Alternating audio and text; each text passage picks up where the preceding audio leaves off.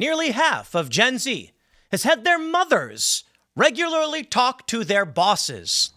Now, my friends, I talk quite a bit about the looming population collapse, but there's more than just that. This story came out a month ago. There have since been follow-ups and commentary on social media from Gen Z, and this is one of the most terrifying stories I've ever seen. And it's almost hard to believe, but we can believe it. There was a viral video that I'd seen where I think it was a Dunkin' Donuts, and one of their toasters started on fire. Probably a piece of bread got jammed in it, got too hot, and a small fire started. A woman was filming, and she was like, is anyone going to do anything about this? A young Gen Z employee grabbed a broom, a plastic broom, and with the back end of it, wiggled it next to the fire back and forth. And someone said, what are you doing? She's like, I don't know. My brain. This woman filming was like, do you have a fire extinguisher? And then she actually put the fire out, and they're like, okay, fire, everybody leave. I'm going to tell you another story. It ain't just Gen Z, it's millennials, but it's getting increasingly worse. I've told this story before, but not as often. I worked for a company called Fusion. And, I hope the former Fusion employees hear this. We're sitting in the New York office, and they designed it to make it look real fun. They had these little rooms, big glass doors, and a bunch of tables. Everyone's typing away on their computers. They had 2 diner booths because it was fun to set a little diner booth and work on your computer with your friends. And that's where I was sitting, because it is fun, admittedly. It's a comfortable seat. With my producer, we're both sitting on our computers, typing away, doing our thing. When the fire alarm goes off, klaxons, whatever you want to call it, and everyone's like, looking around. Within a split second, I get up and just I pull the cable on my computer, and I go, I walk 2 feet, my producer's sitting there, I'm like, come on, let's go. And she's like, fire alarm, let's go. We leave the building. Everybody else stayed inside. It's not a joke. Everybody else stayed inside. We went outside because the fire alarm was going off, got out of the building, we're on the 2nd floor. And of course, the fire department showed up and they ran inside. After they ran inside, several of the employees, which were younger millennial, all started to come out one by one saying, what was happening? What's going on? And I looked at these people as they walked out 5 minutes after me, and I was like, why didn't you guys leave the building when the fire alarm went off? And they were like, no, I don't know. It turns out it was a gas leak. Or at least that's what I was told by one of the firefighters said it was, at least it was a reported gas leak. And so I'm sitting here being like, y'all could have just died. Oh, man. So knowing this and having experienced it in these cities and then seeing this story about Gen Z, yeah, I believe it. I believe it. So let me read this for you, and then we're going to talk about what this means for the next 5 years. And I hope you're preparing. Anybody who makes fun of you for being a prepper, it's one of these. So just ignore them, and you better start preparing, because, oh boy. Check this out. ResumeTemplates.com. They say they surveyed 831 Gen Zers who work full-time to understand how involved their parents were. 31% had a parent write their resume. What? 77% brought a parent to an interview. Now, hold on.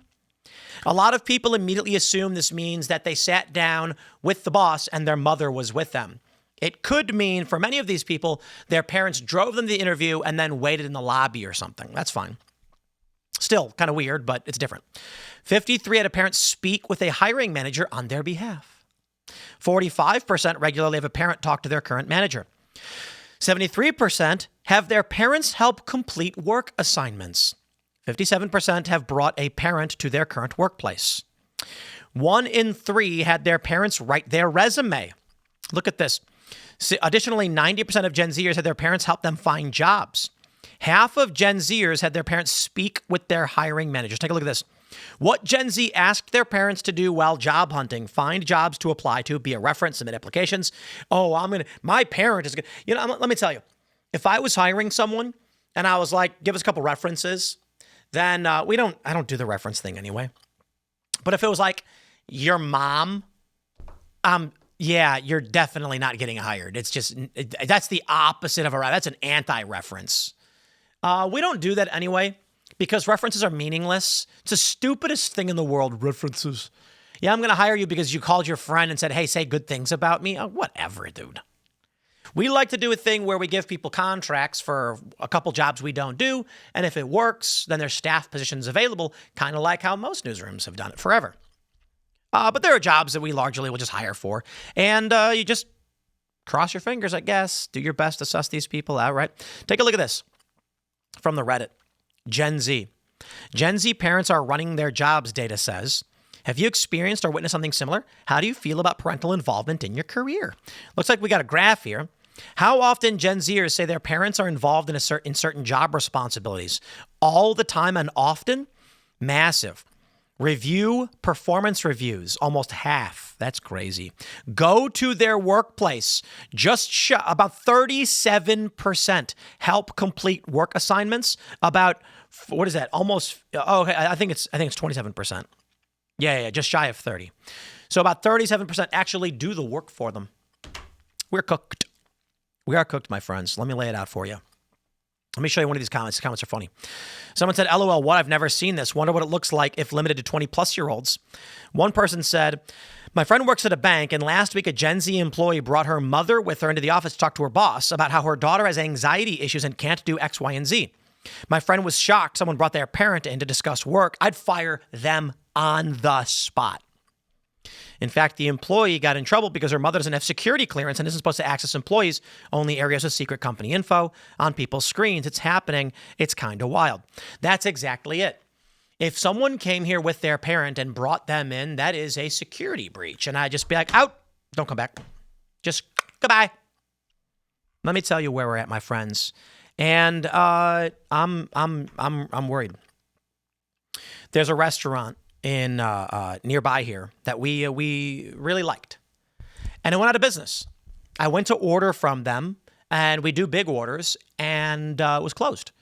And I was like, it's a Wednesday. Why are they closed? And I looked it up, and it said they're out of business. And I was like, whoa, what? That sucks. They were fantastic. So I talked to some of the locals, and they said it's because they couldn't find anybody to work there. And I went, yikes. Now, are there people who need jobs? Yeah. But Gen Z, not all Gen Z, but many Gen Z are incompetent and incapable. I blame their parents, but it is a degradation. It certainly is. So let's take a look at the math as I've laid out ad nauseum. 40 million Gen Alpha. We need low-skill youth labor. And the way it works is supposed to work in the market is when you're a teenager, you get your first job. My first job was actually at my family business. My family owned a cafe, and so I was ringing people up, and I was making simple drinks. So I was taught how to be a barista when I was about 10 years old. And I'm pretty dang good at it, huh? How about that? And ringing people up, making hot dogs, because we had this little, boiled hot dogs. It's Chicago, dude. It's remarkable how outside of Chicago, you can't get a hot dog anywhere. Maybe just on the street from some, migrant woman in L.A. or New York, a cart. But in Chicago, it was normal. And then we'd make ice cream and things like that. So just like a regular old counter job. My actual first job where I applied was Portillo's. And I would just say that I was treated poorly by management. Didn't enjoy it. But it was a really easy job. Basically just stood there and people would hand me bags of food. I was called an expediter. And I'd open it up and I would look at the receipt. I was 16, and I'd say, you've got 2 cheeseburgers and 2 large cheese fry. And they'd go, that's me. And I go, here's your food. Have a nice day. And that's all I did. Sometimes we would get the fries ourselves. Like you'd see the fries, you'd go and scoop them. And I would make chocolate shakes. We call them chocolate cake shakes. You take a cup, you throw a piece of chocolate cake, you put vanilla milkshake over it and blend it up. And they were styrofoam cups, so sometimes you'd punch a hole in the bottom, and then you'd have to do it all over again and make a mess. Easy job. You don't need to hire a 50-year-old guy to hand bags of food to people, but you do need the people to do it. Well, there's no young people anymore. Gen Z is a little bit smaller than millennials, but Gen Alpha is way smaller. Now, the problem is, while Gen Z may be around 75 to 80 million people, many of them aren't working. Unemployment is high, according to some reports, and those that have jobs are bringing their parents in. And then you have Gen Alpha, which suffer all of the same problems and worse, as well as they're half the size. But wait, there's more. Gen Alpha is experiencing a massive spike in brain rot from Elsa Gate and other phenomenon that we've seen on social media. People are giving their kids these tablets, and we are starting to see the effects. So, my friends, when I tell you that Civil War or World War III or whatever ain't even on my top 5 list of things that terrify me for the future, understand why. Now, let's be real. World War III is scary, and I care about these things. Politics, for which I have my passion. It matters. Certainly does. How do we live our lives today? But I think about these things, and I think, for the most part, it's gradually, then suddenly. We can predict and we can track, in the short term, the political elements. What about the biological and the generational? That's long term. So I'll say it again. Boomers are at the mortality shelf, they call it. This is Donald Trump, 78, right? I think he's 78? I think he's 78. The big story is, let's see, Donald Trump birthday. I don't know his birthday. June 14th, so he just turned 78, I think, right? He just turned 79 2 months ago. Oh, wow. 79 is mortality. Donald Trump is one of the oldest of boomers. Close to silent, but he's a boomer. This means the boomer generation has just reached the edge of the cliff where people on average die in greater numbers. The expectation is that within the next 5 years, we're going to see a massive drop-off in the boomer generation, meaning they will die because they're 79. This means that boomers, I believe right now, how many boomers are there in the U.S.? I think it's 60 million. Yeah, okay. Let's see. Actually, about 70 million, it looks like, because they were a big generation. And they're between the ages of 61 and 79. I'm sorry, 73 number is the 2024 census. That's stupid. Because we're at the mortality shelf, we need to get the hard numbers from 24. It's 65 million. Okay, that's what I thought. Because they're starting to die. And I'm not trying to be crass, I know, but they are. They're starting to die. It's going to exponentially increase. Now, boomers are the largest consumer base of a lot of hard goods and hard assets. Houses, for instance, cars, property in general, corporate equities. Now, when they die, the expectation is this wealth will transfer over in a massive burst. We'll see. We don't know exactly how it's going to play out. The problem is, boomers can trade these things among each other, and the younger generations don't have access. So the value stays where it is. But when boomers die off, millennials and Gen Z don't have the money to buy these things, to buy these properties, and so the value will drop dramatically. I can already hear all of the Gen Xers whinging that I skipped over them. No, it's because Gen X is stable and they're not near death. Sorry, Gen X, as this story goes, you don't matter. We love you, Gen X. You're the best generation we have right now. The reason why Donald Trump won the election. But you're not about to die. You're able to buy products at a slightly elevated degree. But the problem is, you are stable. When boomers die, there will not be a replacement effect of buying properties and generating wealth. It's bad for you too. But silent generation largely had the Gen Xers. Boomers had the millennials. When boomers die and their wealth transfers, it's not going to Gen X for the most part. It's going to be going to millennials, and millennials and Gen Z can't afford to buy these properties. So when the millennials and the Gen Z try to sell them off as boomer parents die, no one will have the money to buy them. Gen X is not going to inherit the bulk of this wealth, so they're not going to be buying it. Millennials don't have wealth, so when they inherit this, who are they going to sell the properties to? They can, but the value will go down. More importantly, for Gen X, for millennials, and everybody else, there's no Gen Alpha to hire because there's only 40 million of them. Now, we're starting to see a slight uptick. It's looking like people are starting to have babies again. Millennials, maybe something changed.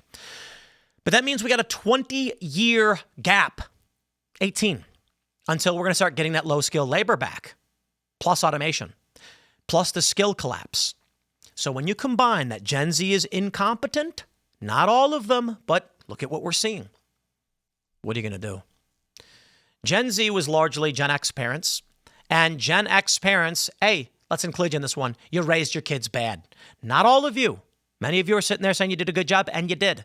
But largely as a generation, every generation's done a worse and worse job. Now, this may just be that good times make weak men. Weak men make hard times, and hard times make strong men, et cetera, et cetera. And that's the cycle we are in. But let me just tell you, Gen Z, bringing their parents in, how are they going to work anywhere? Now, a lot of people keep saying to me, Tim, don't worry, automation will take this over. Wrong. Automation will not replace your customers. So who are you going to sell your coffee, burritos, and computers to? Good luck. I don't know exactly what's going to happen, but my prediction right now is that we are in serious trouble. So I hope you're prepping. I'll leave it there. Smash the like button. Stay tuned. We got more segments coming up for you in a little bit. Thanks for hanging out. We'll see you all in the next segment. Follow me, X and Instagram, Timcast, all that stuff.